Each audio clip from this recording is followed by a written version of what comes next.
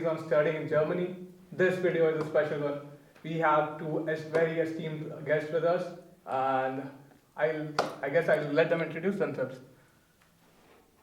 Hi, I'm Stephan Buse. I'm working at Hamburg University of Technology. I'm the Deputy Director of the Institute for Technology Innovation Management, and also I'm the program coordinator for an international master's program called GTIME, Global Technology Innovation Management and Entrepreneurship. My name is Stephan Bergmann. I'm a research assistant and doctoral student, and I'm also working for the master program GTIME here at Hamburg University of Technology. Welcome to our channel. Let's get started with the questions then. Okay? Why write a letter of motivation when applying to a study program? So the importance of such a letter is rather high, so don't underestimate the importance of such a letter. So I would say the GPA, so your average grade, is most important. And second following is actually the letter of motivation. So to promote yourself, to differentiate yourself compared to other students who also apply for a master program. One advice, if a letter of motivation is required, make sure that that you're focusing on the program or the university you are applying at. We have seen a lot of letter of motivations, even though we haven't asked for it, and it's a very general basic one, which is not focused, it's just copy-paste. And if you do this, forget it.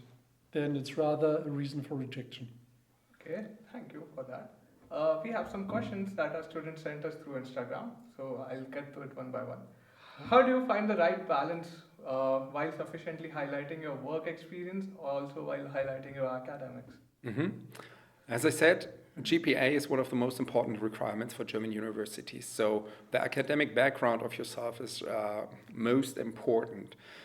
The rest you can highlight in the motivation letter, but also in the CV to show some more proof that you are eligible and qualified for the program. So this is, let's say, the first criteria would be GPA to filter. And second criteria, if you have a limited number of seats and with the numerous clauses, so then it's about your extra qualifications. Being a member of the admission committee for GTIME, and formally for other master programs. So yes, we look at the CVs, we look what kind of experience, work experience or other kind of experience the applicants have, because especially here in the GTIME program we are interested in diversity. So, and if people have international experience, if they have been engaged in whatever kind of activities, can be sports, cultural activities, it gives a good overview or background information about a candidate. So we look at it, yeah. Okay, and like how useful is showing that you have researched about the university, like listing out the university's achievements and the professor's achievements? This is important, yes, but it's, I would say, rather top level. So I would say you have to look for the course itself, for the courses which are offered in the program, to say like why you want to study these courses and how it helps you to grow in your career, grow in your personal development. So not only on a university level, upper level, really going also into the program itself. So showing that you have done your homework. So spend a lot of time on it, and yes, there are a lot of templates maybe from letter of motivation, but the general structure is rather always similar, but make sure that you show some personal facets of yourself, that you say like, okay, that is why I'm a good fit for the program. Yes. You know, first of all, you do it for yourself. Yeah. So you should study what you want to study, you know, that you're really familiar with the programs you're applying for. Because, hey, it's your time, it's your money, and it's your career. So you should know what you're interested in, and if a program like GTIME or mechanical engineering, whatever, is really what you want. And this is the first thing. And then, yeah, template might be good, but make sure that you really address the specific program you're interested in. Same with the job. If you apply for a job, do not send out hundreds of applications with the same content. Focus on the job, explain why you are the one, you are the right person, and this program is the best program for you. Okay. Let's talk about the CVs a little bit. Like, what are the most essential components of a CV? And additional question to that, what is your opinion about softwares like Europass CV that students usually use? I don't care what kind of template Europass, whatever they're using. So make sure that you really have the important, so your education, your job experience, activities, might be jobs, hobbies, whatever, what you have done outside university, outside your job, so that we get to know the people a bit better. But not 5, 6, 7 pages, focus on the essentials. Question for both the CV and the letter of motivation. What are the most common mistakes that you observe usually? Letter of motivation being too generic, you already mentioned it. So being too broad, so to say. For the CV itself, I don't know. Too long. Okay, so thank you for that insight. Don't keep your CVs long, guys. Moving on. What are the qualities or attributes that are usually you're looking for in a letter of recommendation? I don't have specific expectations. Some information about the personality, team play, something like that. So,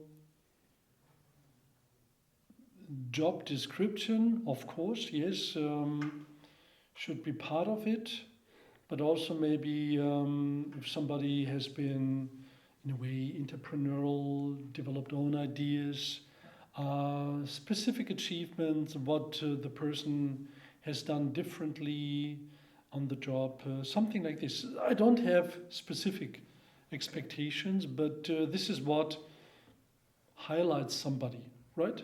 So, and might differentiate him or her.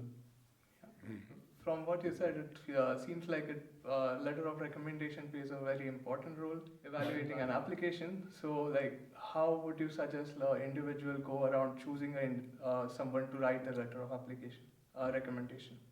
Maybe a two-folded approach, maybe one from a scientific educational background, so to see what achievements you have done in your bachelor's degree, and maybe another one which is like offering a different perspective, working perspective, or something even different of social engagement and stuff like that. So okay, that's insightful. What insights or tips would you give students that have no work experience or have very low grades? that's a good question. So if you have low grades, I mean, it's something what you cannot change actually. So this might be a problem if you apply for popular universities, popular places. So if this could be a problem, then I would actually recommend to go for places which are not so popular in Germany and apply for programs which are maybe not the first choice for everyone. So then rather look for other programs and show your maybe personal achievements which you have done beside your educational career and beside your work experience.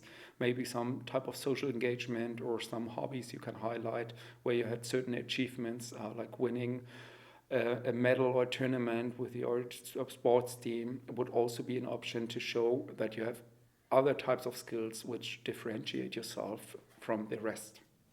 Great. So Very good answer. No, it's every person is special, has her own achievements, and then you have to highlight that. Definitely there are universities, public ones, private ones, which have higher requirements, then it's problematic, right? With low grades, it's difficult or impossible to get admission. Then you might look for other universities which offer similar topics and try to apply there. There are others which have lower requirements, and it might be easier to get admission. okay, that's really helpful. On the topic of AI and ChatGPT, how do you guys go around, or admission committee go around sorting out this AI prepared documents? I mean, there are scanners for it, for AI. So I know also if you apply for courses here in the GTIME program, can be done. So be aware that it might be that there's an AI scanner checking your letter of motivation, guys. So don't use it like as a first draft to create a first draft. Rather, think about what to do on your own, how you can structure it. But you can use ChatGPT. It's not a no-go, but you can use it for certain things like, okay, ChatGPT, here I have a few sentences. This is my letter of motivation. Please check it and rewrite it, how I can like build up stronger arguments. If you use ChatGPT directly at the beginning, it will be not personal at all. So it will rather be very rough and not really detailed. So it will not be simply your letter of motivation, which is maybe not a problem in terms of there's an AI scanner running, but if they read it, they will say like, okay, it's a generic thing. Let's go to the next one. You will not get emission. So use it, but use it in an intelligent way at the end to support your application process. Yeah. So be careful, guys. Don't be completely dependent on ChatGPT for this. As we conclude, if you'd like to add anything that we might have missed for the student. Yes, something I wanted to say before. This is a lessons learned from the COVID period. So everybody got used to online classes, stuff like that.